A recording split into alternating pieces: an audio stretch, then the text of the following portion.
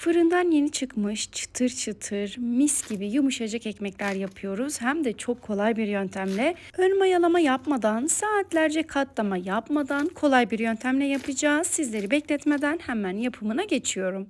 Uygun bir yoğurma kabının içerisine 2 su bardağı soğuk su, evet yanlış duymadınız, soğuk su ekliyoruz. 1 tatlı kaşığı toz mayayı da ekledikten sonra şöyle bir karıştırıyorum. Suyla temas etmesi yeterli olacaktır. Şimdi içerisine 5 su bardağı un ekliyorum. Ben bu ekmeği yıllardır yapıyorum. Gönül rahatlığıyla yapabilirsiniz. Çok pratik bir yöntemle yapacağız. Un miktarı her zaman farklılık gösterebilir. Ben toplamda 2 su bardağı su için 5 su bardağı un kullanıyorum.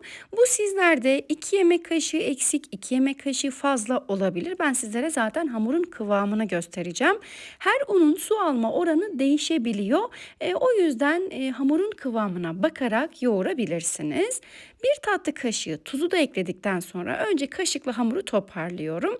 Daha sonra elimle yaklaşık 7-8 dakika hamuru yoğuruyorum. Hamurun güzel bir şekilde yoğurup özdeşleşmesi gerekiyor. Dilerseniz yoğurma işlemini yoğurma makinesinde de yapabilirsiniz. Çok daha iyi olur.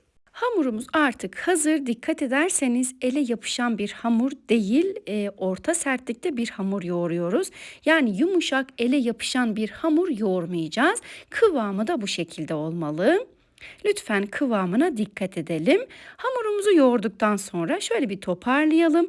Üzerine 1 tatlı kaşığı kadar sıvı yağ gezdirelim ve elimizle hamurun her tarafına yayalım.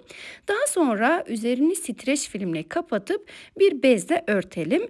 Böyle yaptığımız zaman streç filmle kapattığımız hamurlar kesinlikle yapışmıyor. Çok kolay bir şekilde streçten de ayrılıyor. Şimdi de hamuru mayalandırmaya bırakacağız. Mayalandırma kısmı çok önemli. Burada sabırlı olmamız gerekiyor. Hamurumuzu soğuk su ile yoğurduk. Dikkat edelim lütfen. Ilık su ile yoğurmuyoruz. Çünkü soğuk suyla yoğrulan hamurların kıvamı her zaman çok çok daha güzeldir. Fırıncılar hamurları buz ile yoğururlar. Ortamın ısısına göre mayalanma süresi değişebiliyor. Soğuk su ile yoğurduğumuz için illaki bu süre uzayacaktır. Sabırlı olun. Hamur 2-3 katına çıkana kadar mayalanmasını bekleyin. Sıcak havalarda 1 saatte hamur mayalanacakken soğuk havalarda bu süre 2,5-3 saate kadar da uzayabilir. Hamuru mayalandırdıktan sonra elimi biraz sıvı yağ ile yağlıyorum. Hamurun havasını alıyorum ve toplamda 6 eşit parçaya bölüp bezelerimi hazırlıyorum. Vermiş olduğum bu ölçülerden ben toplamda 6 adet küçük ekmekler yaptım. Sizler dilerseniz 2, 3, 4'e bölerek de ekmeklerinizi hazırlayabilirsiniz. Bezelerimizi hazırladıktan sonra bir 10 dakika kadar dinlendirmemiz gerekiyor. Tepsinin içerisinde yine birazcık yağladım. Bezeleri tepsiye dizdim ve üzerini bir gıda poşetiyle kapatıp 10 dakika kadar dinlendireceğim. Bu aşamayı mutlaka yapalım, atlamayalım. Çünkü hamurla oynadık, beze haline getirdik. Birazcık dinlenmesi gerekiyor. 10 dakika sonra hemen katlama işlemine geçiyorum. Hamuru hem bezelerken hem de şimdi katlama işlemi yaparken arada elimi yağlıyorum ve tezgahı da yağlıyorum. Çünkü katlama işlemini yaptığımız yeri yağlamazsak hamurumuz pürüzsüz bir şekilde katlanmaz. Tezgahı biraz yağladım. Bezemi tezgaha aldım. Şöyle pasta tabağı büyüklüğünde açıyorum ve katlama işlemine geçiyorum. Lütfen katlama işlemine dikkat edelim. Bu kısmı da atlamamamız gerekiyor. Hamuru her defasında azar azar içeriye doğru alıp parmaklarımla bastırıyorum ve bu işlem hamur bitene kadar devam ediyorum. Hepsi bitip rulo yaptıktan sonra bağlantı kısmının üzerine bastırıyorum ki açılmasın. Daha sonra tezgahta her iki ucunu biraz böyle bastırıp yuvarlıyorum ve pişirme kağıdı serili fırın tepsisine dizeceğim. Bu katlama işlemini düzgün yapmazsak ne olur peki? Fırında pişerken ekmeklerimiz yamuk yumuk bir şey olur. Yani şekli bozulur. O yüzden bu katlama işlemini düzgünce yapmamız gerekiyor.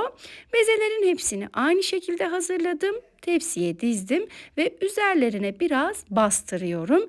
Burada tepsi mayası alırken üzerine bastırdığımız zaman güzel bir şekilde, eşit bir şekilde kabarıyor. Üzerlerine bastırdıktan sonra yine gıda poşetiyle kapatıyorum ve bu defa da 15 dakika boyunca tepsi mayası için bekletiyorum. Ekmekleri tepsi mayası için beklemeye aldığımız andan itibaren fırınımızı açalım. 220 derece alt üst ayarda fırınımızı açalım, önden ısınsın. Çok fazla bekletmiyoruz. En fazla 15-20 dakika tepsi mayası için bekletmemiz yeterli olacaktır. Ben yine bir gıda poşetiyle üzerini kapattım ama siz dilerseniz poşetin üzerine bir bezle kapatabilirsiniz. Eğer ortam çok soğuksa bir bezle de kapatabilirsiniz. 15 dakika tepsi mayası aldırdıktan sonra üzerlerine mutfakta kullandığım temiz bir jiletle, özellikle vurguluyorum, çok saçma sapan yorumlar geliyor. Mutfakta kullandığım jiletle ekmeklerin üzerini çizdim ve fırça yardımıyla sadece su sürdüm. Başka hiçbir şey sürmüyorum. Önceden ısınmış 220 derece alt üst ayar fırında yaklaşık 25 dakika pişirdim. Ekmeklerin güzelliğini görüyorsunuz. Gerçekten muhteşem oldu. Yapımı bu kadar basit, gönül rahatlığıyla bu tarifimi deneyebilirsiniz. 15 yıldır yaptığım ekmek tarifi bu.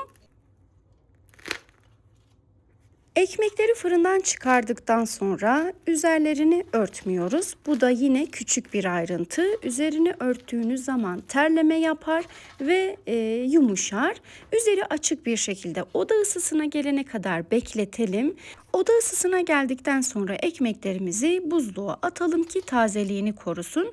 Buzluk poşetlerine alıp buzlukta muhafaza edebiliriz. Dilediğiniz zaman bir gece öncesinden ekmeğinizi çıkartın. Normal dışarıda kullandığınız ekmek poşeti ya da ekmek kabına alın. Tazecik ekmekleriniz hazırda beklemiş olur. Buzluğa atmazsanız haliyle ertesi gün şimdiki tazeliğini korumayacaktır. Bayatlar normal diğer ekmeklerde olduğu gibi.